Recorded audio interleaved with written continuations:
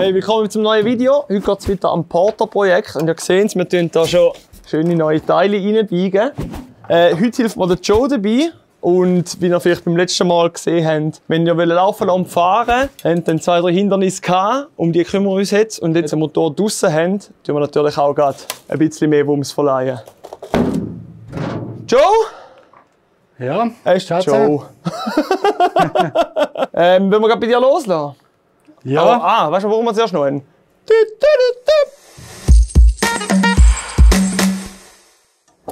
So, der Joe ist am Vorbereiten, Motorengehäuse auseinandernehmen. Wir machen natürlich gerade die Kurbelwelle neu, Lager, Simmering, Dichtung, alles neu.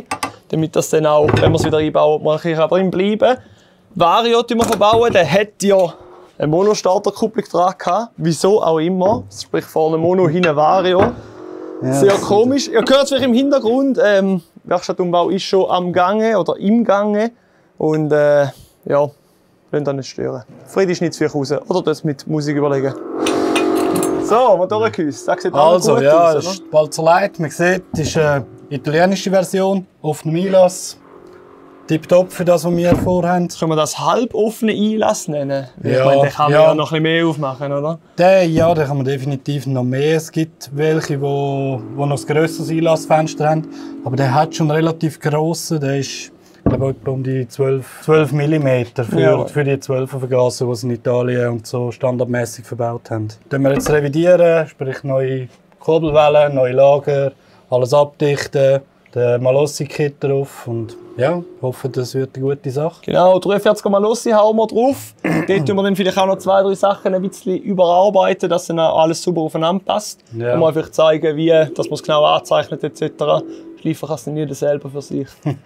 Ja, lassen wir los. Hauen wir alles raus, putzen das Ding. Das kann ja dann vielleicht ich machen. Und ja, du bereitest den Rest vor. Ja, machen wir das. Nice!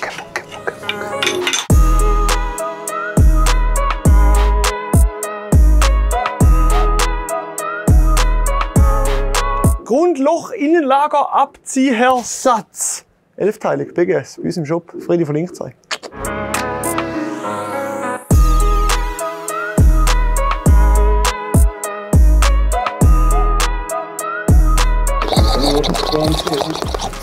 Also mit Wärme ist jetzt rausgekommen. Ich sage gerade. Joe macht jetzt den nächsten Schritt, Zusammenbau von den Gehäushälften und dann das Anzeichnen. Dichtung drauflegen, anzeichnen und die Überströme anpassen an einen neuen Zylinder, der deutlich grössere Überströme hat. Wie ihr hier jetzt seht, bei dieser originalen Dichtung, die dabei ist, die auch zum Zylinder passt, da unten beim Überstromkanal haben wir ein kleines Loch, das die Dichtung nicht abdeckt. Das heisst, mit dieser Dichtung wird er nie richtig dicht werden. Wir werden jetzt die Überströme nicht bis ganz rausziehen. Ja, können wir die Dichtung weglassen. Genau. Aber zum Anzeichnen können wir sie jetzt gleich verwenden. Ja, auf jeden Fall. Armin ist stolz auf mich. Ich habe genau das gleiche wiederholt, wie er jetzt gesagt hat.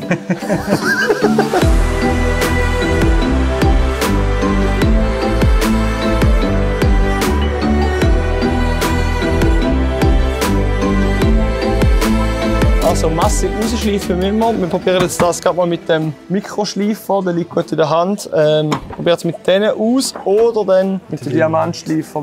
Halt Alu verklebt relativ schnell. Ausprobieren, ja, ausprobieren. Geht natürlich auch mit jedem Drehen etc. Ja, ja. Also der Mikroschleifer kommt mit dem typisch deutschen Anschluss. Der Schweizer Anschluss ist aber im Zubehör verlinkt. Fitz mal drauf! Da ist dich. Haben wir Teflonband? Da ist dich. Dicht. Ja, mal der Stich. Ja, hast du zu wenig angezogen? Genau. Ah, das muss so sein. Dicht, Schmutz. Dann klappt es auch mit dem Nacht. Sogar richtig umgemacht, hast du das gesehen? So umgemacht, dass es beim Anziehen dran bleibt. Ja, ja. Absolut. Das haben wir leistet.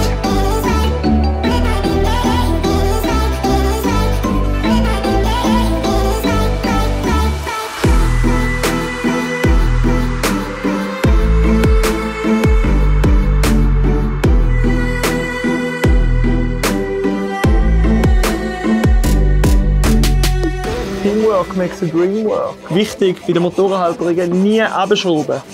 Weil sonst können dann nie die Kollegen sagen, komm mal schnell vorbei, schrauben. Brauch deine Hilfe, brauch deinen festen Griff. Genau. Um den Hals.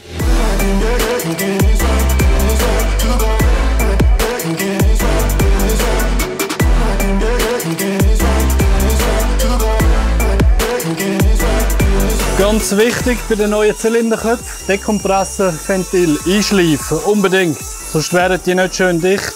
Die tun wir mit Ventileinschleifpaste, die wir auch im Shop haben. Dann wir die bestreichen und dann schön mit leichtem Druck schön einschleifen. Da tun wir die beiden Flächen aneinander anpassen, dass das nachher wirklich schön dicht ist.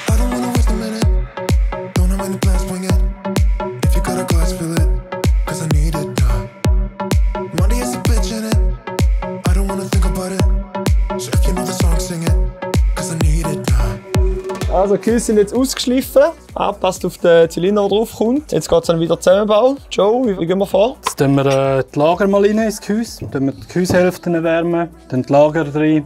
Dann tun wir nachher nochmal wärmen mit den Lager und dann noch Kurbelwellen rein und schrauben das Ding wieder zusammen. Dann hole ich den Bunsenbrenner in dem Fall. Geil!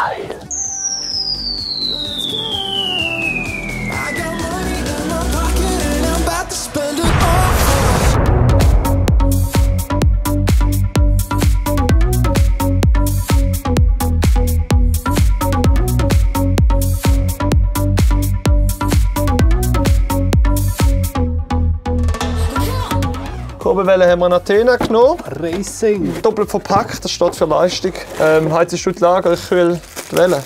Tönt nach einem Plan. Tönt wie Ferien. Du heizst die Lager und ich kühle mir die Welle. Vergiss mir noch Passscheiben da. Beide, eine? Eine. Ja, eine. So geht's gut, Wärme umkühlen. Dann. Wie ein Dampflokomotive. Wapapapa, wapapapa. Mit dem Schonhammer schön gegenprellen.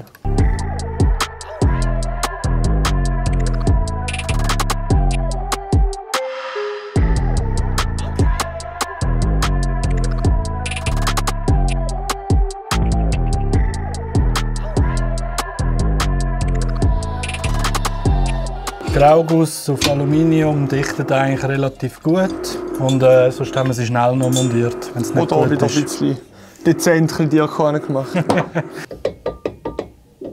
Für das, dass er da im Konus drin ist. Das ist ein mächtiges Spiel. Ja, das ist ein bisschen krass, das Spiel. Ist das die Athena-Welle, die das Problem ist, oder? Wahrscheinlich, oder? Das kann ich sagen. Wie ihr gesehen habt, Polarad hat bei uns ein Spiel gehabt. Das heisst, ist nicht schön auf dem Konus aufgelegen. Jetzt müssen wir den Zündnocken da unten noch ein bisschen abdrehen. Einen guten Millimeter. Bei den Athena-Wellen sind leider die Kurbelwellenstümpfe einen Millimeter zu kurz. Jetzt drehen wir den ab und dann können wir weiterarbeiten.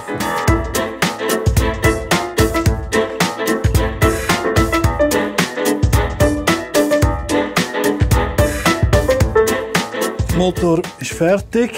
Jetzt bauen wir den ein. Schauen mal, ob er läuft. Das wird schon tun. Wechseln wir noch auf 1313, hä? 13, genau.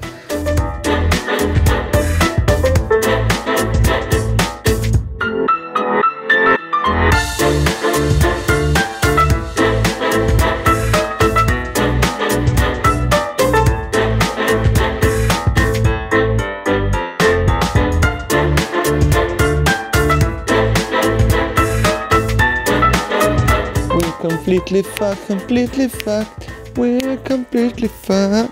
Also, wir lassen Vario mal nach bestem Wissen und Gewissen zusammenbauen. Distanz drüber und jetzt hauen wir das mal drauf. So, sieht doch eigentlich schon mal gar nicht so schlecht aus. Ich kann den hier arbeiten. Aber irgendwie finde ich die Distanzring groß. Warum? Für was? Dass er niemals irgendetwas macht. Aber hä? Ja, die Teile passen nicht, ne?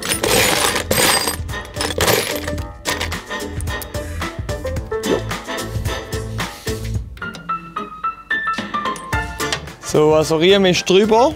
Ist der drauf war. Und das passt eigentlich relativ gut von der Länge. Ich würde es mal mit dem ausprobieren. Wenn ich jetzt hier antrampe. Ui! Kommt er gerade ab dem Ständer. Funktioniert also. Wenn er antrampt, dann hängt er ein. Fängt an, der Rennvario zu drehen. Ab dann will der Motor starten. Jetzt machen wir hier einen kleinen Cut, machen die Feuerabend und kommen morgen mit Benzin, angehängte Zündkerze und angehängte Zündung wieder da hin. Hoffen, dass das Ding dann läuft. Sieht aber gut aus. Es ist der nächste Tag. Elias? Hey Fredly! Joe und ich haben am Feierabend noch Vollgas gegeben, das Ding läuft. Und jetzt, bei bestem Wetter, wenn wir es natürlich ausprobieren. Sind der Radley. Also wie gesagt, gestern Feierabend, der Joe und ich haben noch ein bisschen weitergemacht. Alles ist jetzt dran, Vergaser Luftfilter haben die ja glaube ich noch gesehen. Vario soweit auch gut, funktioniert super. Jetzt haben wir aber gesehen, dass der nicht ganz lang hat. Sprich, wir brauchen einen 5 mm längeren Riemen, wie wir jetzt drauf haben. Nichtsdestotrotz können wir ihn jetzt aber laufen lassen und hoffentlich die erste Fahrt machen. Und auf das wartet euch sicher schon lange. Also, let's go!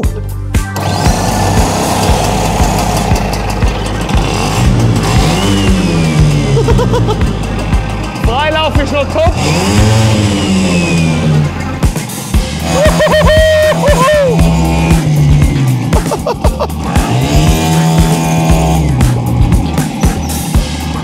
Bremst du da? Geil!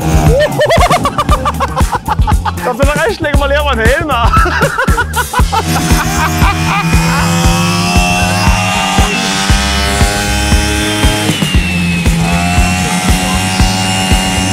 Also, sind wir noch am Einfahren? Wir können jetzt noch nicht Vollgas geben. Nein, wir machen noch keinen Geschwindigkeitstest. Für euch noch mal schnell. Wenn ihr jetzt das normale Gehäuse und dann einen Malossi 43er Satz verbauen, dort alles ein bisschen aufgeschliffen, mit Überströmer und alles schön offen ist, plus minus. Der Rennvario von Malossi jetzt verbauen, neue Riemen, hinten der Wandler alles noch original und er mag jetzt noch nicht ganz auf und zu machen überall. 13er Vergaser, auch von Malossi mit dem entsprechenden Luftfilter und da hinten.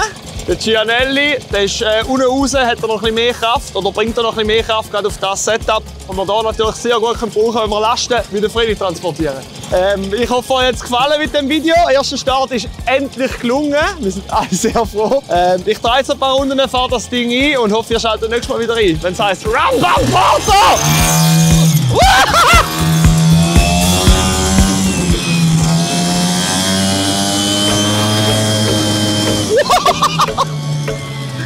Let's go!